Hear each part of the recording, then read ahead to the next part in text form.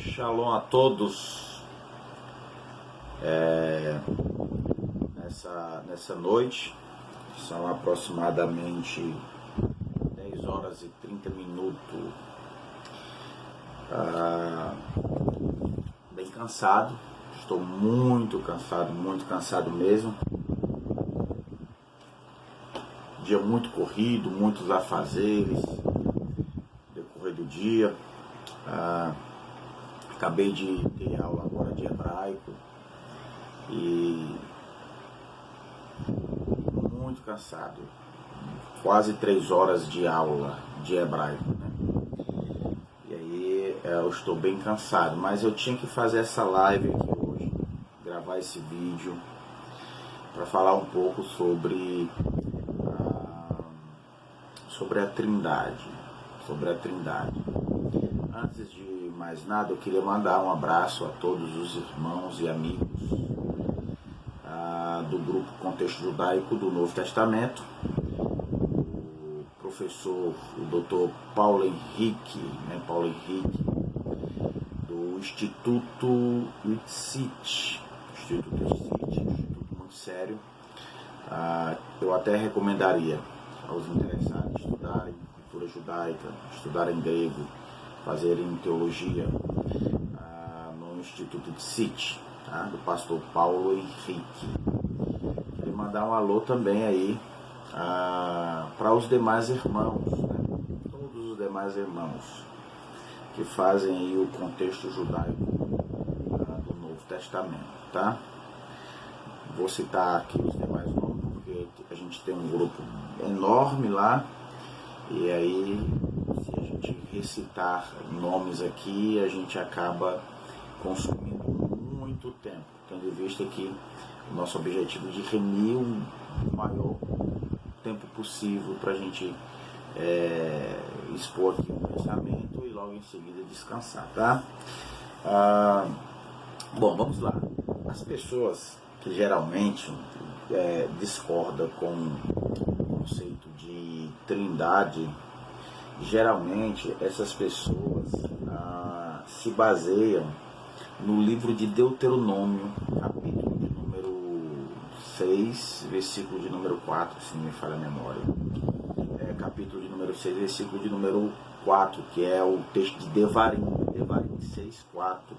Vamos ler o texto aqui em hebraico para a gente analisar o texto. Devarim 4, 6, né? Vou ler o texto em hebraico aqui. Devarim 4, 6, tá aqui. Você pode acompanhar aí, pegar o seu livro no Antigo Testamento, a Torá, e acompanhar a leitura. Verso 4 de Devarim 6, ou Deuteronômio 6. Shemar Israel Yudhe Vavihe Elohenu Yudhe Vavihe Echad. Escuta, Israel, Yahvé, o nosso Deus, Yahvé é um. Então veja só, algumas pessoas, eles pegam esse texto aqui e afirmam que esse texto é a pedra de tropeço para a teologia trinitariana. Seria isso verdade, né? O errado, a palavra errada aqui são feitas de 3 consoantes, né? O Aleph, o Re, o Et, né? E o Dalet, né? Bom, eu fui dar uma analisada no dicionário, tá? Dicionário hebraico.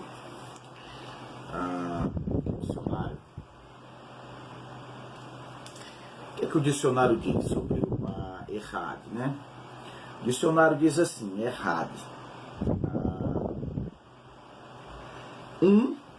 uma, o primeiro, qualquer um, alguém, né? Artigo indefinido, uma casa, cada um, né? Aí vai sucessivamente, né? Veja só, os dicionários eles reconhecem que o termo errad, ele depende muito do seu contexto. Tá? Depende muito do seu contexto. É uma palavra que aparece muito na Torá. Começa desde Gênesis, né? O primeiro dia, o termo lá é Yom Errad, né? E o primeiro dia, Yom Errad. Aparece também esse texto quando o Eterno diz: deixará o homem, pai e mãe, e se unirá à sua esposa, e ambos serão errados. Então, essa palavra aparece com muita frequência na escritura hebraica, né? E essa palavra é uma palavra polissêmica, depende muito do seu contexto. E geralmente as pessoas pegam esse texto aqui de Devarim 4:6 e diz que esse errad aqui é um errad em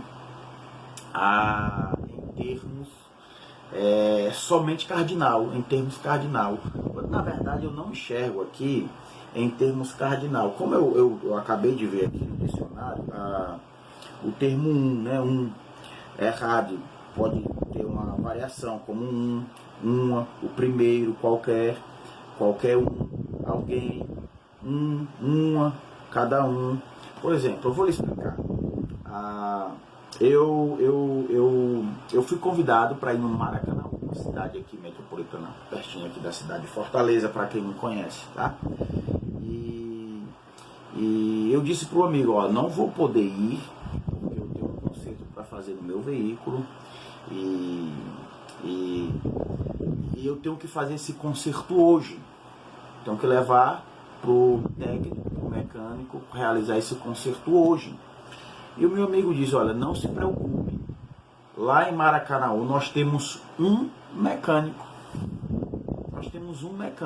Então veja só, o termo não necessariamente está em termos de cardinal, no sentido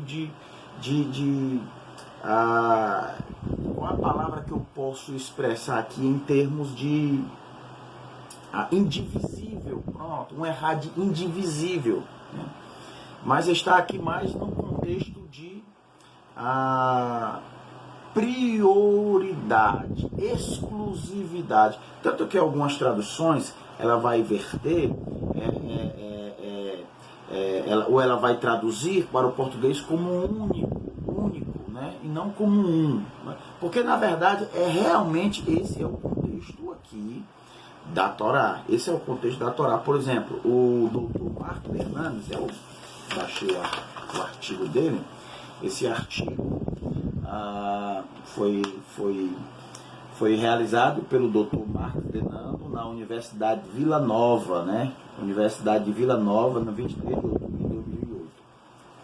Ele falando sobre o chamado, né? Sobre a Devarim 6, eu até marquei aqui, nesse artigo eu baixei, traduzi.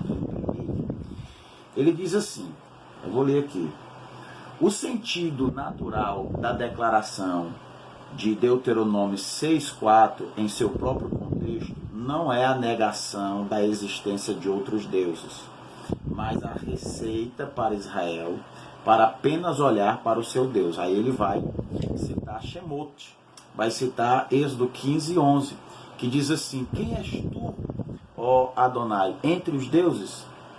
Quem és tu entre os deuses?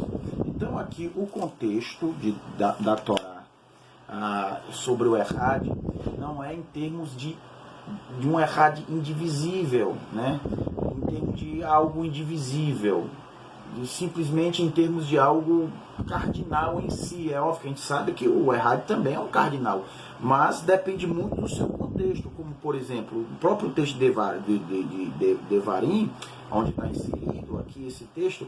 A gente sabe que Israel ainda nesse período, eles tinham a consciência de existência de outros deuses.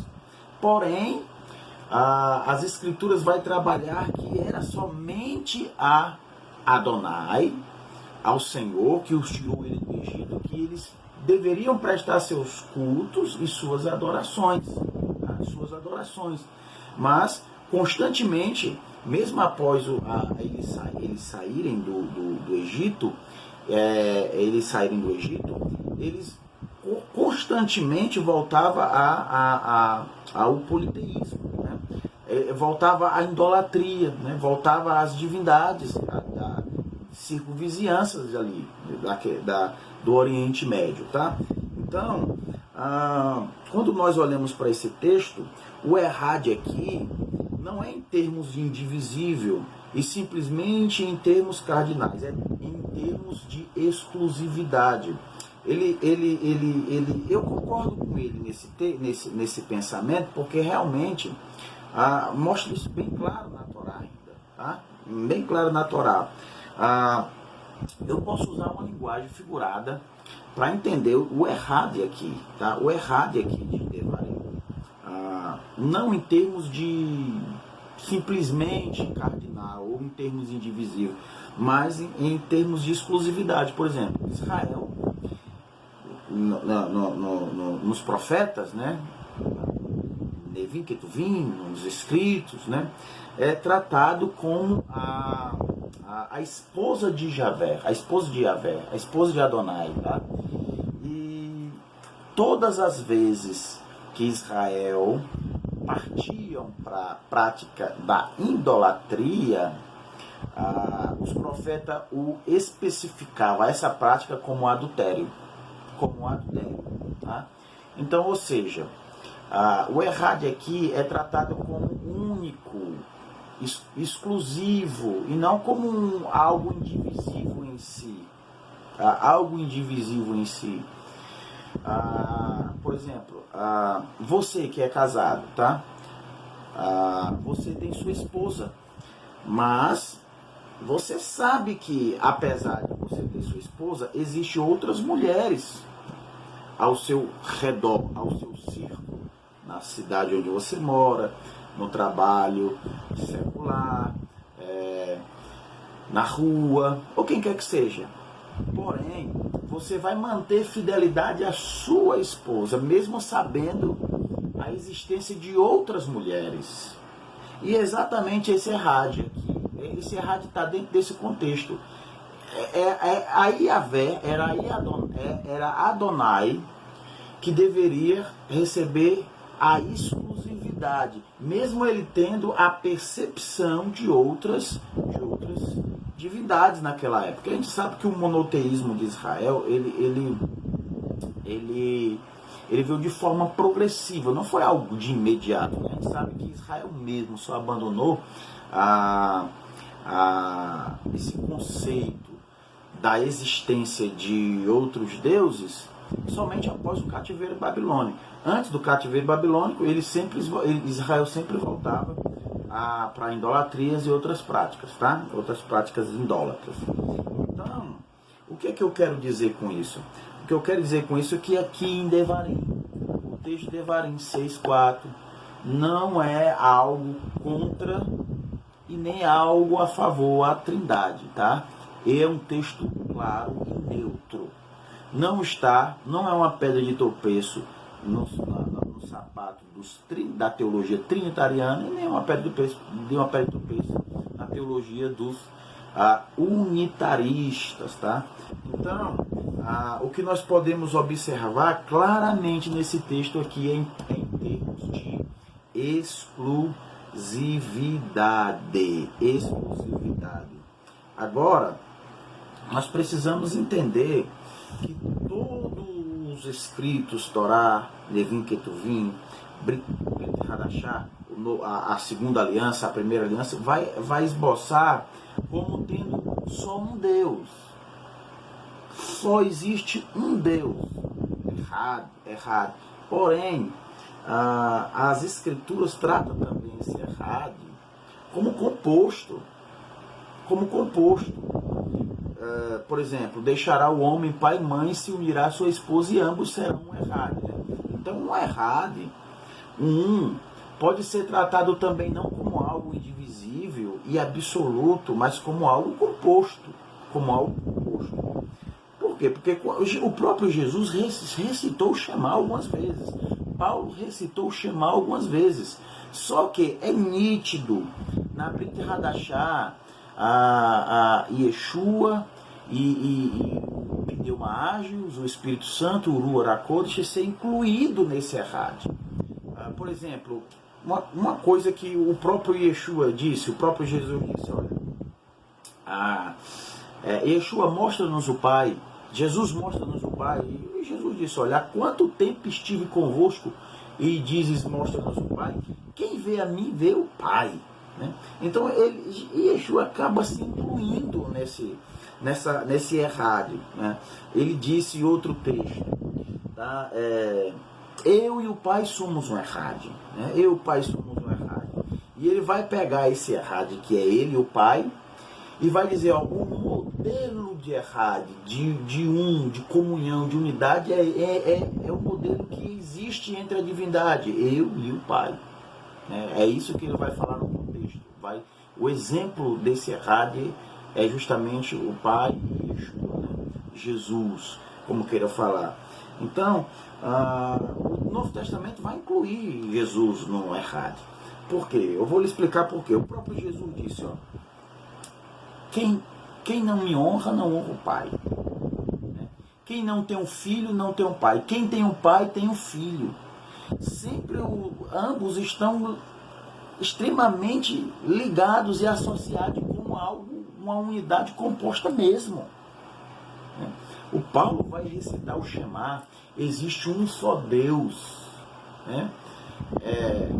Só que ele vai recitar o Shema, mas na recitação do Shema ele vai incluir o próprio Yeshua. Vai incluir o próprio Jesus na citação de Devarim. Tá? De Devarim. E isso não é contrário, tá? Eu vou pegar aqui uma obra aqui, eu peço a paciência de vocês, tá? Peço a paciência de vocês. Cadê? E agora? Aqui. Vou citar aqui a obra de Nabel Quresh. Vamos lá, Nabel Quresh. É possível, gente. Existe algum elemento, fora essas citações que eu citei nas Escrituras, que é possível alguma coisa ser um e ao mesmo tempo ser composto de três? As Escrituras mostram inúmeros exemplos disso, gente. Isso é inquestionável mesmo. É sendo sincero para você. E na natureza existe? Claro que existe. Nabel Quresh é conferencista do Ravi Zacarias International Ministério. É formado em medicina pela Eastern Virginal Medical School, né? Apologeta cristão, né? O que ele diz aqui? Eu acho interessante essa citação dele, porque Nabel Quresh, ele era muçulmano antes de se converter a Cristo, e a maior dificuldade dele era de aceitar a doutrina da Trindade, né? E ele escreve uma coisa que é bastante interessante, que eu gostaria de comunicar aqui com vocês, tá? Deixa eu procurar aqui. Vamos lá. Cadê?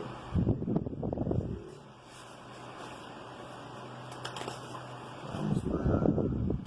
Paciência, tá, meus irmãos? Tenha paciência aí, que já encontraremos aqui. Em poucos minutos vamos encontrar, tá? Deixa eu ver aqui no índice. Eu marquei esse texto, mas como faz muito tempo que eu não li, eu estou com dificuldade para encontrar. Mas um pouquinho de paciência que a gente chega lá.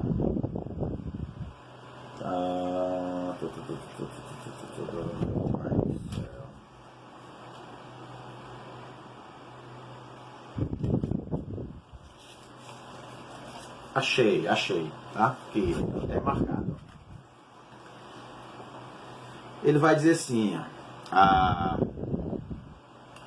tinha apenas percebido antes de mim que há verdade sobre o universo que não se encaixa facilmente em nossa cabeça. Ele estava pensando com relação à Trindade, como que um Deus pode ser três ao mesmo Aí ele vai pensar, né? Ele diz assim: tinha apenas percebido antes de mim que há verdade sobre o universo que não se encaixa facilmente em nossa cabeça. Ele diz assim, ó: existem verdades no mundo que não se encaixa no nosso intelecto racional, mas não deixa de ser verdade. Porque tem pessoas que dizem: a doutrina da Trindade é uma doutrina irracional, né? A gente não encontra racionalidade nessa doutrina. Só que esse tipo de argumento não é plausível, porque existe verdade na natureza, embora que o nosso raciocínio não compreendamos, não deixa de ser uma verdade, tá? Não deixa de ser uma verdade. Só que com relação a isso, há uma possibilidade sim de três ser um ao mesmo tempo, e existem elementos da natureza que demonstram isso, tá? Demonstram isso claramente. Então não é algo irracional. Embora seja supra-racional, vá além do nosso intelecto, da nossa razão, não é irracional. Aí ele dá continuidade dizendo assim, ó: meus olhos pousaram nas três estruturas separadas de nitrato na parede. Minha mente juntou as peças. Uma molécula de nitrato na parede é todas as três estruturas de ressonância todo o tempo, e nunca somente uma delas. As três são separadas, mas ao mesmo tempo são uma. Elas são três em um. Foi aí que caiu a ficha.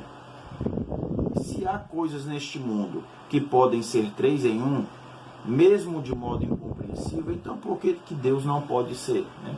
Então, quando ele observou que existe coisas na natureza que podem ser três em um e que vai além da nossa raciocínio, do nosso intelecto, da nossa razão, e não deixa de ser verdade, ele compreendeu a realidade e a verdade das Escrituras. Porque as Escrituras apresentam um Deus, porém esse Deus é o Pai, é o Filho e é o Espírito Santo. E é o Espírito Santo, tá? Então, digno de nota que a doutrina da Trindade é uma doutrina bíblica. Mas onde é que tem o termo Trindade nas Escrituras? Nós não temos um termo. Primeiro porque nenhum livro das Escrituras foi escrito propriamente para fazer uma teologia sistemática. Tá? Todo o livro das Escrituras não foi escrito necessariamente para tratar de questões teológicas, questões filosóficas. Muitos desses livros foram escritos para tratar questões do dia a dia, né? De problemas que estavam existindo na época, né? Ou para contar uma certa história, ou alguma coisa desse tipo. Não foi escrito para fazer teologia nem filosofia. A gente sabe que os conceitos teológicos, sistemáticos, eles são oriundos posteriores à Escritura, né?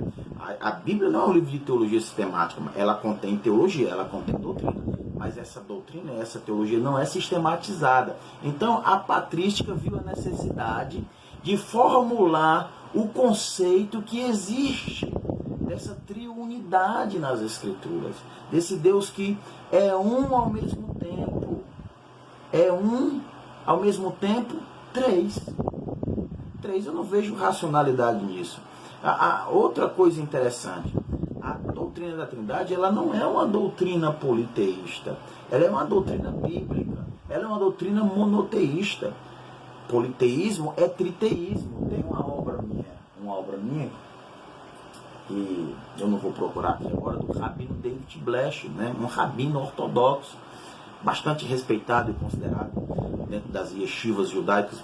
Ele diz o seguinte, que embora o conceito de trindade ele seja divergente do conceito teontológico de Deus dentro do judaísmo, a trindade não é politeísmo. Só poderíamos considerar politeísmo se fosse triteísmo. Aí ele diz, triteísmo é condenado até pelos cristãos. Entende? Então essas pessoas que o criticam, que apontam, dizem que os cristãos são politeístas, que os cristãos são isso, aquilo, outro, né? Adora três deuses, essas pessoas não sabem o que falam, né? Essas pessoas não conhecem. E agora é uma febre, gente. Agora todo mundo estão abandonando o conceito bíblico da triunidade de Deus, né? E cada dia mais as pessoas têm abandonado essa doutrina teológica que foi importante na igreja, na história da igreja.